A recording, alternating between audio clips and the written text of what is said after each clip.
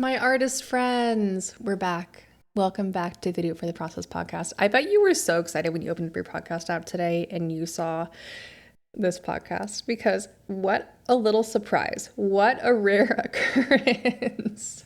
I was going to come back and apologize for my long absence. Last time, you're probably not even paying attention to this, but the last episode that I shared was part one of a 2-part series, maybe even a 3-part series, let's be real. And then I just left.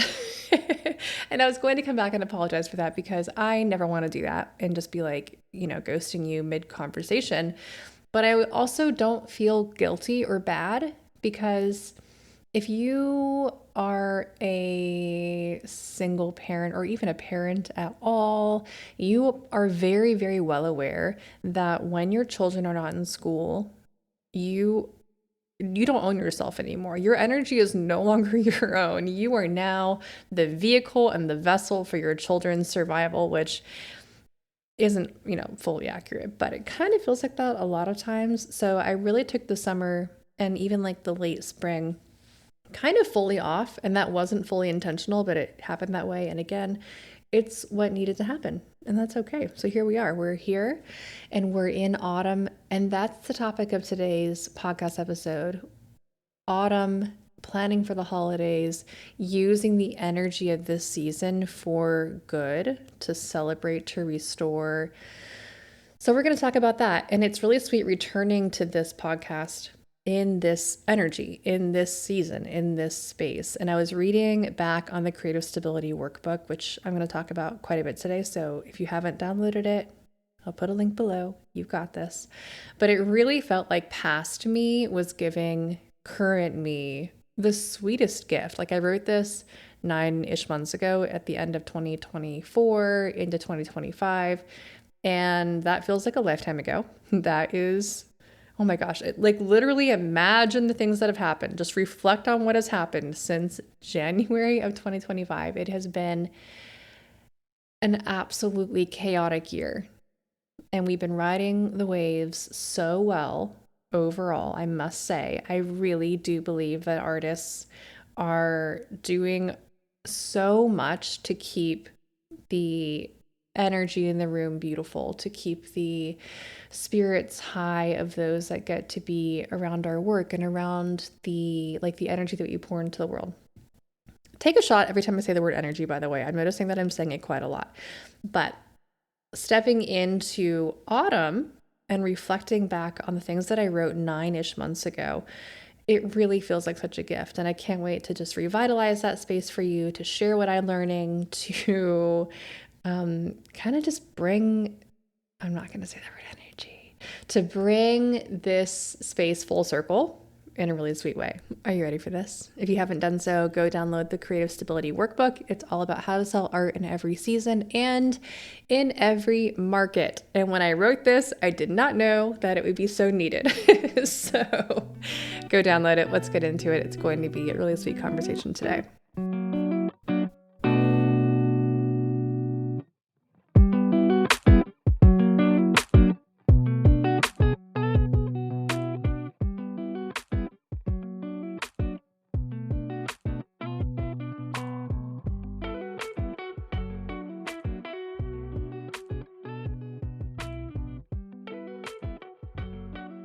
Before we begin diving into how you can use the energy of this season to infuse life and goodness and more sales into your studio, I want to invite you to something that I'm so excited about, the Making Artwork live and in-person event to be held in Atlanta, Georgia on November 8th and 9th. This is worth making a trip out of. This is worth flying into town, staying in a hotel with all of us, meeting in the morning, talking until the evening, eating dinner together. It's going to be precious. And not only is it going to be fun, because it will be, but it's going to be really meaningful for your business, for your perspective on what it means to be a creative entrepreneur, what you think is possible for you. Yes, in every market. We're having this meeting in person right now because it's needed right now. Okay, it's so important. So If you are listening to this podcast, I would actually like to give you a sweet little discount. There's only a few spots left for the November gathering, and that's the last one that I have planned. Just FYI. I might do it again next year, but to be determined. I would like to give you a little discount because I really, really want podcast listeners to be present because y'all are precious to me and you understand what we're doing here and you understand me. So I'll put a code down in the information down below, in the podcast notes down below, but use that. I think, let me just go ahead and say it'll be $150 off, which is a nice little bit. And again, this is going to be precious. This time together is going to be so meaningful. It's 2 days long, full days. Come refreshed, come hydrated, come ready to learn. We'll take some breaks, don't worry. We're going to weave in a bit of time for just organic conversations and meetings and, that sweet, tender space that we can create together. The room will not be very full. This is not a conference. This is not a large gathering. This is a small and intimate group of artists who understand what we're doing. And I do believe that's you. If you're not, 20 years into your career, that's completely okay. If you are 20 years in and you're like, I feel like I need to reignite some energy and some passion into my creative business and kind of update some processes and systems, things are kind of plateauing, then join us. I will do everything in my power to both help you jumpstart your career, and then anyone who's further along, I will help you reignite some passion into your career. And because this is a smaller group, we can do that while remaining intimate and connected, and it's going to be really sweet. So again, it's in Atlanta, Georgia.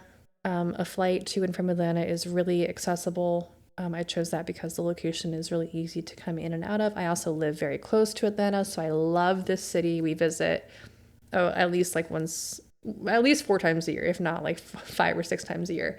And I know this city. I know where to take you. I know where to go. It's going to be really beautiful. We have a venue booked in the coolest part of town, and it overlooks the whole skyline. It's absolutely gorgeous. So, can you tell I'm excited? Okay, let's get into the episode for today. Thank you for hearing me just burst my excitement out, and now you know about it. I didn't even tell you what we're going to be covering. Okay, I'm not going to do that now. Go to the website. We cover everything. I'm going to fill you. I will fill you with what you need. Okay, let's talk about autumn and prepping for the winter, for the holidays, celebrating what you've created thus far, and all the goodness to come. Okay, let's get into it.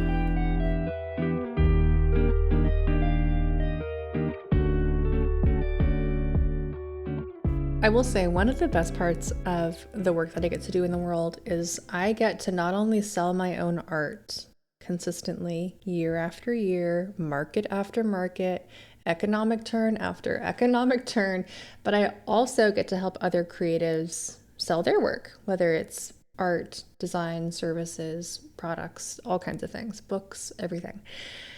And watching the resilience of artists, watching the creativity of artists, and watching their careers thrive because of those two skills, both resilience and creativity. And I don't mean creativity in that you could have a beautiful idea and pour it onto the canvas, although yes. I mean, you have the ability to look at a problem and problem solve using unique solutions. And a lot of that weaves into the way that we run our businesses. Because even when things change and things are up and down, and we have pandemics and we have crashes and we have political unrest and we have whatever is happening external to our studios, that all butts up against and impacts our studios in really tangible ways. I am not going to sit here and gaslight you out of your lived reality of the world impacting your creativity and your flow and your sales, okay? You're never going to hear me be like, everything is fine, just keep going. Yes, of course, just keep going because you've got this. But let's be smart about it, and let's be realistic about it, and let's use what we're learning and what we're seeing and what we're growing into as really good information and really good data. So we're going to talk about how you can sell your work throughout every season. which I'm talking about the calendar year when I say season, because each season has its own energy. Spring, summer, autumn, winter, they all have their own energy.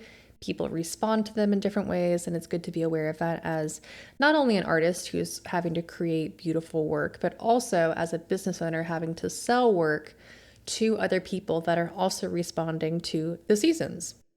We're also going to talk about finding your creative rhythm, even when things are uncertain all around us. We're going to talk about understanding your specific market and how your work fits into that market. Are there benchmarks for your industry or your niche that really play into how your sales might ebb and flow throughout the year? And yours might look different from mine, and that's completely okay. That's actually to be expected. And then we're going to also talk about allowing yourself to feel safe and stable in your creative process, season after season, year after year, ebb and flow after ebb and flow. So if your sales are feeling a little bit low right now, or you want to figure out how to re-energize your studio, your business before the holiday season, this episode is going to be really important. And this whole podcast, honestly, is going to be really important. Let's start with something that we touched on in the last episode, which you can go back and listen to, but I will kind of recap it now because it's been a while. But we touched on selling in a soft market, and I did not even know what was ahead when I recorded that episode. And I don't want to say that I'm full of premonitions, but I think this conversation is needed now more than it ever has been. And I'm glad that we had it back then, but let's revisit this conversation now. What does it mean to be selling in a quote unquote soft market? I'm not going to say recession. I'm not going to say that we're in a downward market, but we all feel the effects of the uncertainty around us. Let's not play games here, right? We all feel the effects of this. We all feel a little bit of just shaky ground around us. Tariffs, taxes, prices are not going down. Eggs are still very expensive. Practically, the American economy is fragile and we don't know what's happening. And let's just call it like it is, okay?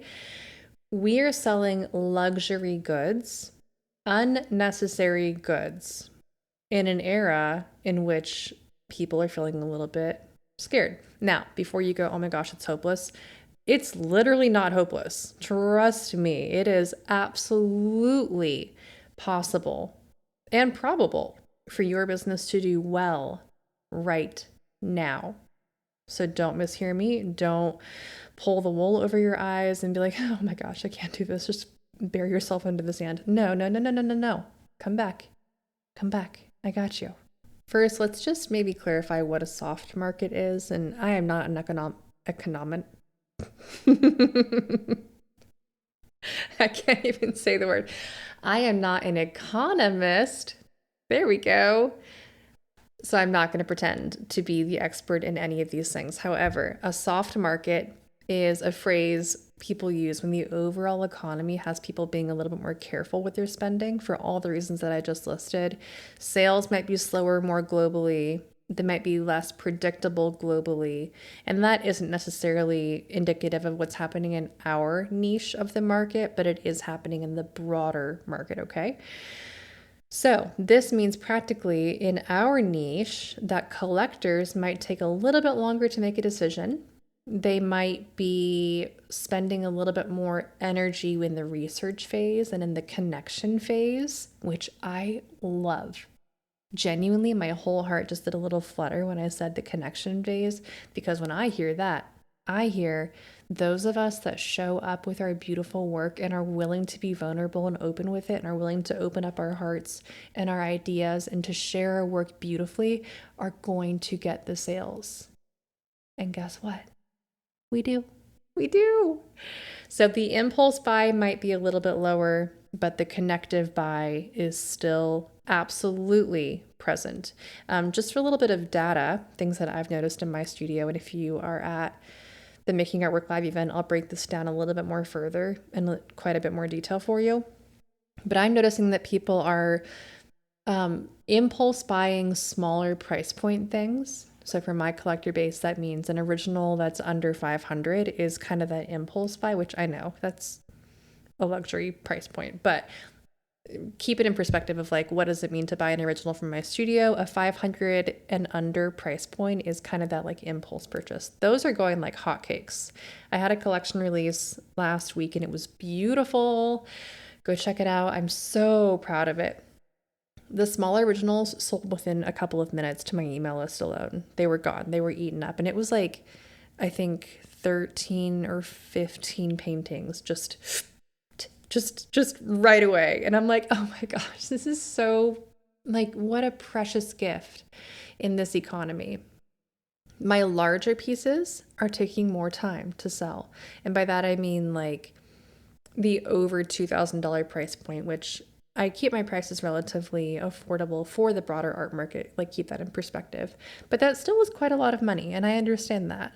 So lower price point going wonderfully. Print sales, lovely. Commissions. This is where I'm like, okay, the connective purchase is still popping off. Commission sales. Those were claimed so quickly.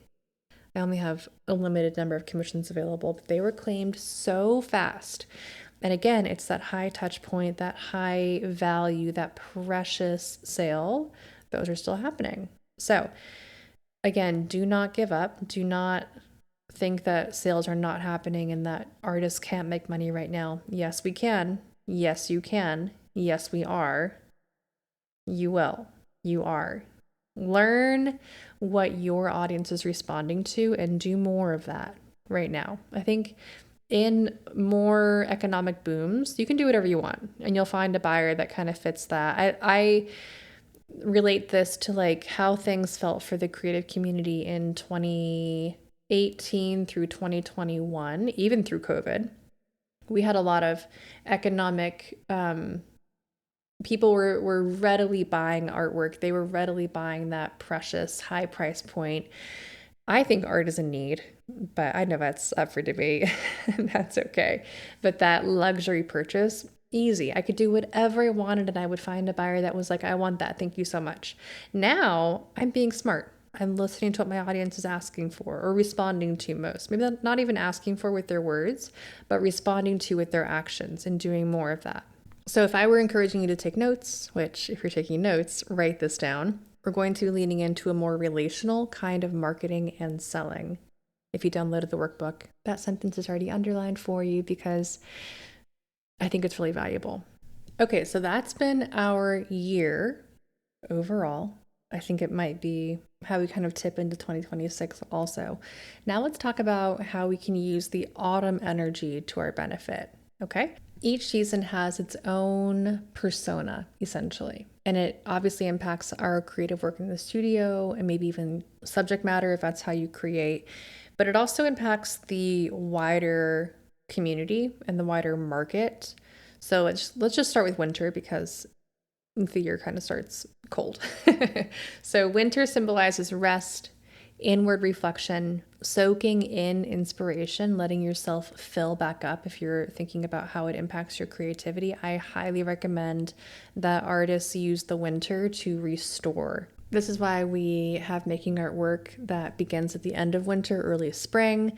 This is why, like personally, I go inward and just let myself refill. The energetic state of winter is refilling, healing, contemplative, planning. I love winter. Spring, we begin to shift energies. We begin to fall into a space that's more playful, full of growth, new ideas, fresh curiosity. The energetic state is awakening, experimental, saying yes to those energetic sparks, those like little glimmers that you might feel.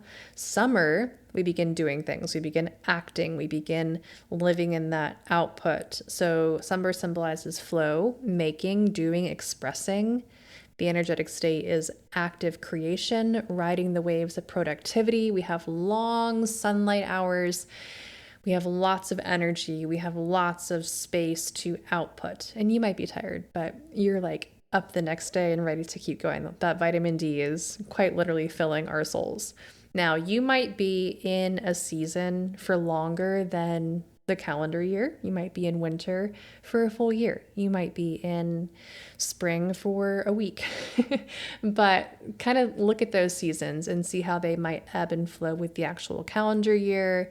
But know that outside of what's happening inside of your heart and mind, because you can take as long as you need in each of the seasons, there's no rushing, okay? But outside of what's happening inside of you, these are the seasonal changes that we're all collectively feeling and responding to. Let's talk about autumn, because we're in autumn right now. Autumn symbolizes completion, launching, celebrating. The energetic state is harvesting, sharing, releasing, bringing people around to celebrate what you've created is the feeling of autumn to me. It's saying goodbye to the energy of productivity and stepping into that energy of rest. But before you can do that, celebrate. Celebrate. This is such an important season of gratitude and recognition and taking stock of what worked and what didn't work and just being like, I'm glad for what I did. I'm glad for what I've created. And I'm so proud of the output that I have allowed myself to give. So that's the energy that we're stepping into for this conversation. And it's one of my favorites. And it's kind of funny because in the real world, I don't like autumn. I don't like feeling the colder days. I don't like when the mornings begin to feel a little bit crisp and chilly. And I'm like, I don't want to get a coat. I don't want to be cold. But more esoterically, more spiritually, more symbolically, I love autumn. I love that feeling of look what I've done, celebrate it. It's just so gratifying.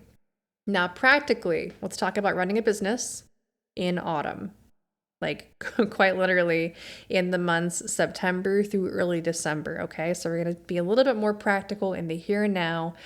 If you're running a business, this is a crucial time to lock in, to be focused, to know what you're doing. Okay, we're not dilly-dallying and we're not being silly during autumn. One thing I really recommend if you're a member of the collective, go to your lessons, go to your massive library of resources that I've given you, that I've poured into, and tap into what you need inside of that space. If you're not in the collective, doors are open in October, and it's so affordable. It's the most affordable thing that I offer, and it's so full. There's so much goodness inside of this space. So definitely get inside of the collective. Like I said, this is not a time to spin your wheels or to experiment or to try new things. It's a really important time for your studio to be high functioning for that high reward during the holiday season, which begins in October. Okay, so let's do this. I have a lot of recommendations for what you should be doing during the autumn season, which is pre-holiday season essentially. I think this is a really, really good time. Again, back to that celebration piece for full collection launches, for limited edition releases, for classes and workshops, especially in person, for giftable items, for those shopping for the holidays. The holiday season, as I said, begins in October. It goes through December. Actually, it kind of goes through early January, but we'll talk about that when we talk about winter. I like to have one big marketing push or drop per week. That's a lot. That's why I'm saying don't be silly and don't assume that you can just coast your way through the season because you've worked so hard in the summer.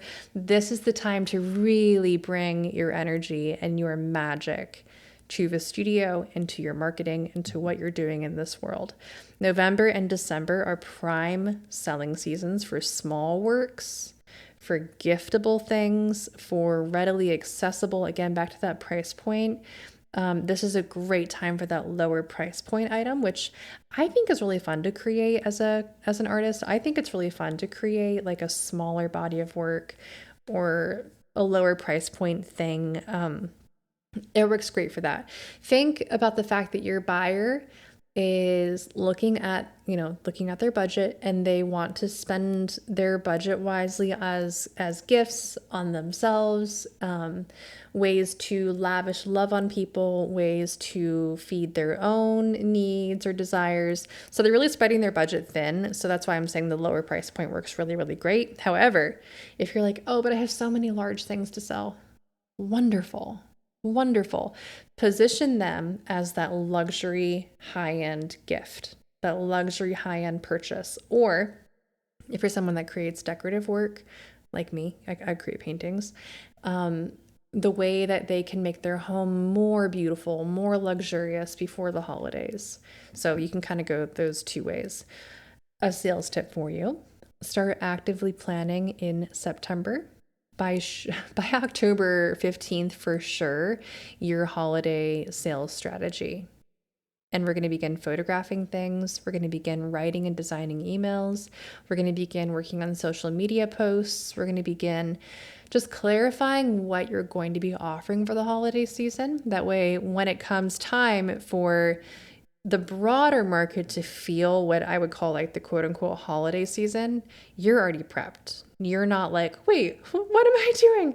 And you're not scrambling. You know what's happening, and you know what you're doing in this season, because that's how the magic gets made. Let's be real. Okay. I really recommend that in the workbook, there's a little space for you to fill out some questions and some like fill in the blanks.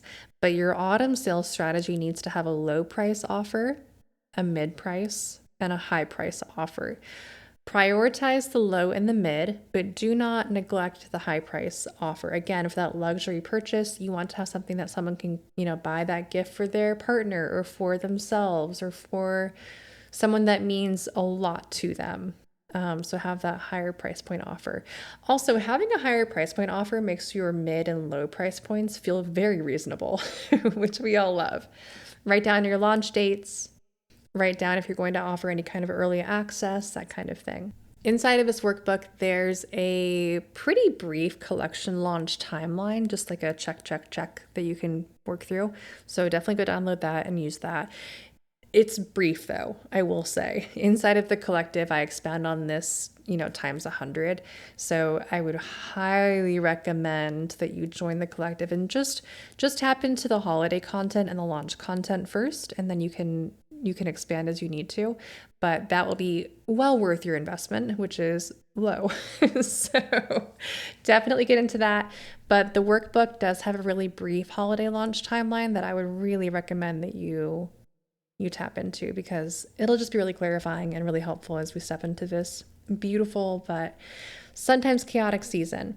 One thing that I would like to kind of wrap up on today is the idea of autumn being a time of celebration. So if you haven't done this inner work yet, this is a moment to pause and get really clear on what you want to celebrate. What are you proud of?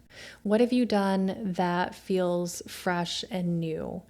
Go back to the idea of creative work is a gift not only to you, but also to your audience. We talk about this in Share the Work and in Making Art Work quite a lot, which is the idea that creativity is an act of generosity, not only to you, but to people that get to experience and enjoy and live with and see and just share your work.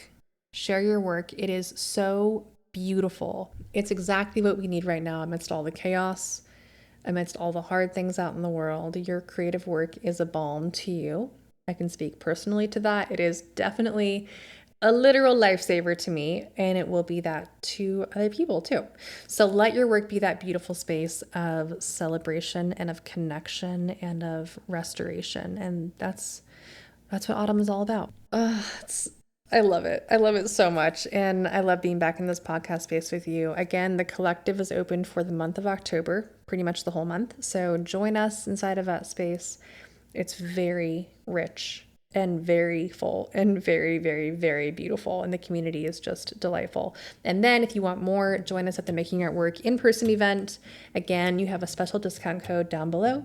Please use it. I would love to see you there. And there are just a few spots left in that event. So join us, please. I would love to see you. I think there's one spot left, maybe 2 spots left. And there's a Friday night dinner, which is a smaller group. It's very intimate. We're not going to get into business things there. We're just going to sit and chat and eat and enjoy some delicious food.